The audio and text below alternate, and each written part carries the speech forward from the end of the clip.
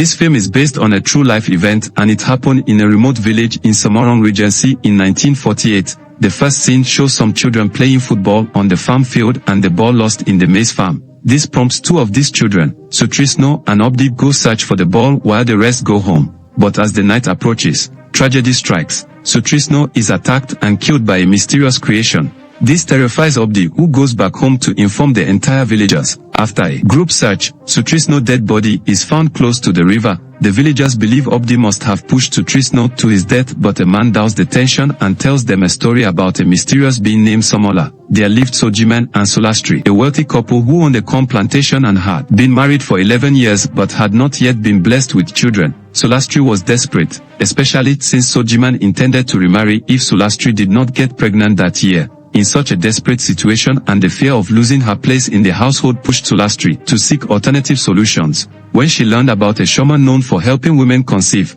she clung to the possibility of finally becoming a mother. Solastri went to the shaman and made a pact with the devil so that she could have children. The pact had a condition that Solastri would get pregnant and give birth to twins. One would be beautiful and kind, the other would be ugly and naughty. Solastri and her husband must take good care of them until they are 10 years old. After that, the ugly and naughty child would be taken by the devil and they would be able to live happily. But if they do not take good care of them, bad things would happen to their family. Every year it would get worse. Solastri agreed to the condition and she became pregnant with twins, but she did not tell her extremely happy husband, Sojiman, all the devilish conditions they have to fulfill. When the children were born, Sojiman killed a child who was born ugly and deformed. As a result, Solastri failed to fulfill the devil's requirement to take care of one of her children until she was 10 years old, while her other child was named Komola. Komola grew up to be a beautiful, gentle, and kind child, but her physical condition was disabled and she also seemed to be mentally retarded. She also often got angry.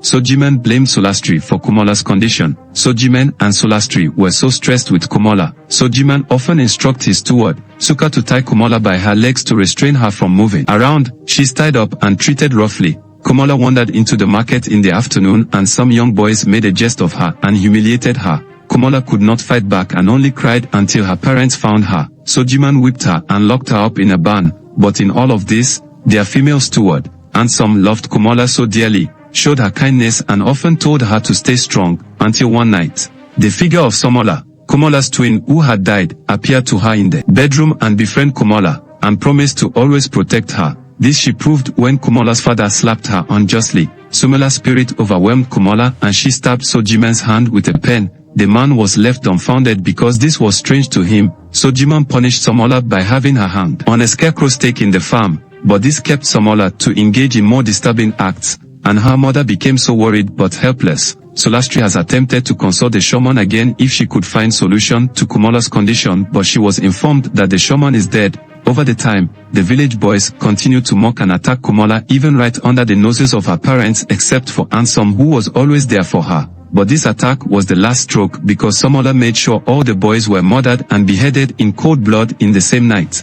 Their death sparked outrage among the villagers and Komola's toy seen at the scene of the incident pointed her as the culprit, but Sojiman was very doubtful about how an 8-year-old disabled girl could do this, until his wife, Solastri, told him that Komola was actually overwhelmed by Somola's spirit to carry out such heinous act. She blamed Sojiman for killing baby Somola after her birth. She opened up to her husband all the conditions the shaman gave her before she could become pregnant. Sojiman decided to consult a shaman to get a spiritual solution to his predicament. He instructed Suka to shackle Komola to the ground and he left Solastri behind despite expressing her fear not to stay alone. Komola pleaded with Ansom to go away from the apartment before night because she did not want to hurt her, so Ansom together with her son moved out of the apartment. Meanwhile, the shaman Sojiman consulted gave him a dagger, instructed him to stab Solomon's heart in order to end the spirit. Unfortunately, before he returned home, Komola had killed Suka and brutally murdered Solastri. Sojiman blamed himself for his wife's death.